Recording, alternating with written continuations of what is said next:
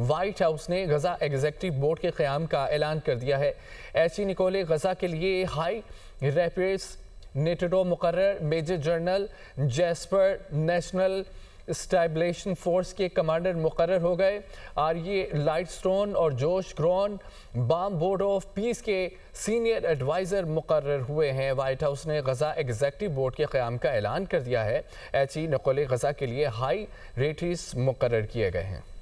گزشتہ 8 ماہ میں کوئی غیر قانونی طور پر امریکہ میں داخل نہیں ہوا۔ ہم نے غیر قانونی تارکین وطن کو امریکہ میں داخل ہونے سے روک دیا۔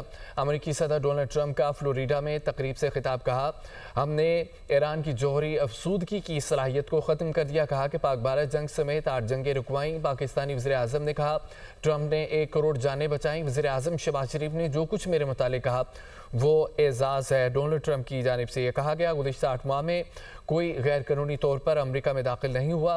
ہم نے غیر قانونی تارکین وطن کو امریکہ میں داخل ہونے سے روک دیا۔ امریکی صدر ڈونلڈ ٹرمپ کا فلوریڈا میں تقریب سے خطاب۔ کہا ہم نے ایران کی جوہری افسودگی کی صلاحیت کو ختم کر دیا۔ کہا کہ پاک بھارت جنگ سمیت 8 جنگیں رکوائیں۔ پاکستانی وزیر اعظم نے کہا کہ ٹرمپ نے 1 کروڑ جانیں بچائی ہیں۔ اقوام متحدہ میں تنازعات سے بچاؤ اور ان کے حل پر مباحثہ ہوا۔ پاکستان کے مستقل مندوب عاصم افتخار کا اجلاس سے خطاب۔ کہا کہ تمام تنازعات کا پرامن حل ہونا چاہیے۔ عالمی قوانین کے تحت مسئلہ فلسطین کا حل ضروری ہے۔ بدقسمتی سے آج تک مسئلہ فلسطین اور کشمیر کا حل نہیں نکالا جا سکا۔ پاکستان اقوام متحدہ کے چارٹر کے مطابق تمام تنازعات کا حل چاہتا ہے۔ تنازعات کو سیاسی اور سفارتی ذرائع سے حل کیا جائے۔ تنازعات کا حل اقوام متحدہ کے چارٹر کا بھی امتحان ہے۔ اقوام متحدہ میں تنازعات سے بچاؤ اور ان کے حل پر مباحثہ ہوا۔ پاکستان کے مستقل مندوب عاصم افتخار کے اجلاس سے خطاب۔ روسی صدر پیوٹن کا ایرانی صدر اور اسرائیلی وزیر اعظم سے رابطہ ثالثی کی پیشکش کی۔ کشیدگی میں کمی کے لیے کوششیں جاری رکھنے کا اعلان۔ روسی صدر اور امریکی اسرائیلی وزیر اعظم کے درمیان علاقائی صورتحال پر گفتگو کی گئی۔ روسی سفارت خانے سے جاری گفتگو میں صدر پیوٹن کا کہنا تھا کہ پاکستان کے ساتھ قریبی تعاون جاری رکھے ہوئے ہیں۔ پاکستان شنگھائی تعاون تنظیم کا مکمل رکن ہے۔ شنگھائی تعاون تنظیم خطے کی سب سے بڑی علاقائی تنظیم ہے۔ روس پاکستان تعلقات حقیقی معنوں میں باہمی طور پر مفید ہیں۔ سیکیورٹی فورسز کی ضلع خاران میں کارروائی، 12 دہشت گرد ہلاک۔ آئی ایس پی آر کے مطابق فتنہ ہندوستان کے 15 سے 20 دہشت گردوں نے خاران سٹی میں متعدد دہشت گردانہ کارروائیاں کی ہیں۔ بھارتی حمایت یافتہ دہشت گردوں نے حملے کے دوران بینکوں سے 34 لاکھ روپے لوٹے۔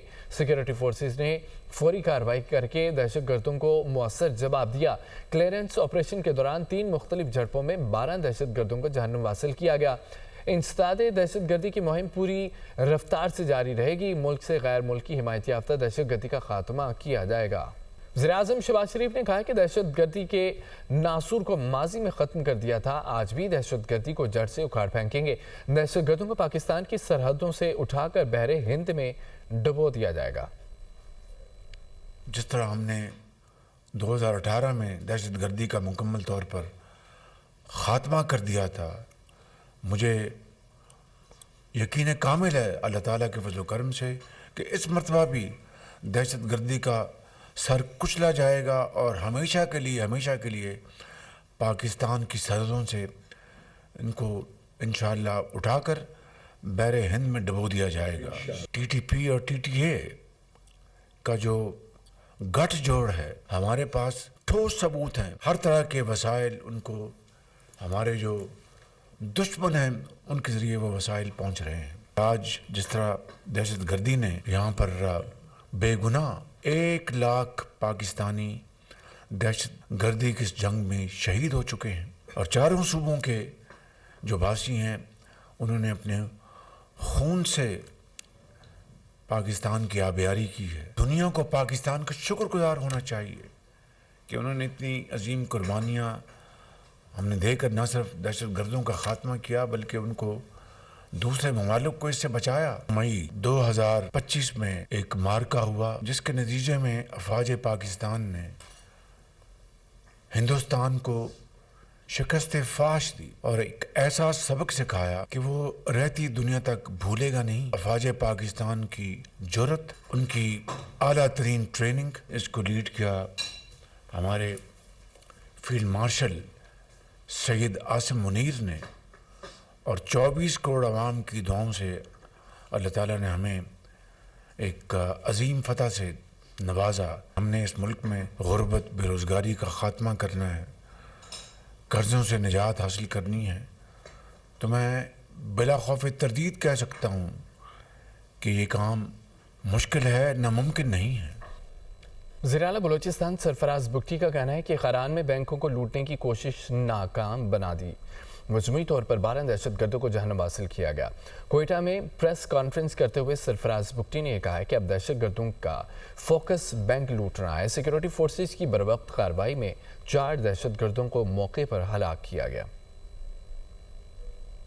رسپانس میکنزم جس کا میں اتنے عرصے سے کہہ رہا تھا, اس کا رزلٹ آپ کے سامنے ہے کہ 12 کنفرم جہنم وصل, 2 کا ہمیں شک ہے اور کچھ اس پہ زخمی ہوئے ہیں. بلڈ سپاٹس ہر جگہ پہ جہاں سے وہ گئے ہیں وہ ہمیں مل رہے ہیں. میں شکریہ ادا کرنا چاہتا ہوں on behalf of people of Balochistan, ان شیر جوانوں کا جنہوں نے ان کا مقابلہ کیا اور ان کو بھاگنے پہ مجبور کیا. Now we have to focus on banks کہ یہ جو چوری کرنے آتا ہے اور نظریہ کیا کیا باتیں اور بلوچوں کو کہاں سے کہاں تک پہنچا دیا اور آخر میں جا کے بینک ڈکیتی تک لے آئے ہیں. جن لوگوں نے اپنا مقدس خون ایف سی کے جوانوں نے اور پاکستان فوج کے افسروں نے بہایا ہے, اس مقدس خون کا ہمیں احترام ہے. بلوچستان کے لوگوں کی طرف سے میں ان کا شکر گزار ہوں. جب جب یہ ہماری سڑکوں پہ آئیں گے, جب جب یہ اس طرح کی حرکت کرنے کی کوشش کریں گے, یہ انشاءاللہ تعالیٰ اسی طرح مار کھائیں گے. اور یہ اپنے بلوں میں جب گھسنے کی کوشش کریں گے تو وہاں پر بھی بہترین آئی بی اوز کر کے انشاءاللہ تعالیٰ ہم ان کو ان کے کیفر کردار تک پہنچائیں گے. دھند سے متعلق خبر آپ کو دیں کہ ملک کے مختلف شہروں میں دھند کا راج ہے. راستے دھندلا گئے. حد نگاہ کم ہونے سے موٹر ویز متعدد مقامات سے بند. موٹر وے M1 پشاور سے سوابی تک دھند کی وجہ سے بند ہے. مزید کیا تفصیلات ہیں؟ لاہور سے مبین حیدر ساتھ ہیں. مبین, دھند سے متعلق کیا اپڈیٹ ہے آپ کے پاس؟ بالکل عمران, دھند کی اپڈیٹ اس طرح سے ہے کہ میں نے دیکھا کہ شہر لاہور میں روزانہ کی بنیاد پر جو ہے وہ ہمیں دھند کا سامنا کرنا پڑ رہا ہے. آج بھی وہی صورتحال ہے. ڈینس فاگ جو ہے پورے شہر کو نے لپیٹ میں لیا ہوا ہے. خواہ وہ شہر کے بالائی علاقے ہوں یا شہر کے اندرون کا احاطہ ہو, تقریباً ہر جگہ پر ہمیں جو ہے وہ ڈینس فاگ نظر آتی ہے, جس کی وجہ سے جو ہے اس کے پیش نظر جتنی بھی ملحقہ موٹر ویز ہیں جس میں M1 آ جاتی ہے, M2 آ جاتی ہے, M3, M4 اور M11 اور M14 آ جاتی ہیں, تمام موٹر ویز جو ہے ان کو بند کر دیا گیا تو ان کے پیش نظر کی حد نگاہ بالکل صفر رہ چکی ہے. تو اس حد نگاہ کے ساتھ موٹر ویز کا سفر کرنا جو ہے بالکل ناممکن ہو جاتا ہے, جس کی وجہ سے موٹر ویز بند کر دی گئی ہیں. اور نہ صرف جو ہے موٹر ویز جو ہے بند کی گئی بلکہ شہریوں کو فلائٹ آپریشن سے متاثر ہونے سے فضائی سفر کرنے میں بھی مشکلات کا سامنا کرنا پڑ رہا ہے. ٹھیک ہے مبین ہے, تو بہت شکریہ اپڈیٹ کرنے کے لیے. آگے بڑھتے ہوئے آپ کو بتائیں کہ اسپیکر قومی اسمبلی نے محمود خان اچکزئی کو اپوزیشن لیڈر مقرر کر دیا ہے. قومی اسمبلی کے اجلاس کے دوران اسپیکر نے PTI چیف عامر ڈوگر کو مخاطب کرتے ہوئے کہا ہے کہ وہ چیمبر میں آ کر نوٹیفیکیشن لے لیں. بعد ازاں اسپیکر نے اپنے آفس میں PTI کے چیئرمین کو نوٹیفیکیشن کی کاپی فراہم کی. ماہ بعد قومی اسمبلی میں اپوزیشن لیڈر مقرر. محمود خان اچکزئی کا نوٹیفیکیشن جاری. اپوزیشن کی جانب سے تقرری کا خیر مقدم. قومی اسمبلی اجلاس میں اسپیکر ایاز صادق نے محمود خان اچکزئی کی تقرری کا اعلان کیا اور PTI چیف وپ کو کہا کہ وہ اسپیکر آفس آ جائیں. PTI کا وفد چیئرمین PTI بیرسٹر گوہر کے ہمراہ آفس میں گیا, جہاں اسپیکر نے وزیر قانون آدم نذیر تارڑ کی موجودگی میں نوٹیفیکیشن بیرسٹر گوہر کے حوالے کیا. اس موقع پر چیئرمین PTI بیرسٹر گوہر کا کہنا تھا کہ نام پر کوئی اختلاف نہیں تھا. ہم محمود خان اچکزئی کو مبارکباد دیتے ہیں. فائنلی محمود خان اچکزئی صاحب کا نوٹیفیکیشن ہو گیا. یہ ایک بہت اچھا عمل ہے کہ یہ پروسیس آدھو یہ ہمارا ہی حق تھا اور یہ ہمارا حق ہمیں مل گیا بڑے عرصہ کے بعد, لیکن یہ ہم پھر بھی کنسیڈر کرتے ہیں کہ یہ ایک کانفیڈنس میجر کی طور پہ ہم لے رہے تھے کہ اس سے اللہ کرے کہ نئی شروعات ہو, حالات بہتر ہو. PTI کے سینٹ میں قائد ایوان علی ظفر کا کہنا تھا کہ سینٹ میں بھی تقرری پیر تک ہو جائے گی. دیکھیں, ایک تو خوشخبری ہے آج کی کہ جو سینٹ کا تو اپنی جگہ, لیکن نیشنل اسمبلی کے لیڈر آف دا اپوزیشن ہو گئے ہیں. سوموار کو ہمارا سیشن ہے, کال ہوا 4 بجے, تو 4 بجے سے پہلے امید ہے کہ ہمارے مولانا صاحب کو بھی leader of the opposition senate میں بنا دیا جائے گا. علی ظفر کا کہنا تھا کہ پارلیمانی کمیٹیوں میں واپسی کا معاملہ بانی PTI اور پارٹی قیادت کے ساتھ مشاورت کے بعد ہی کیا جائے گا.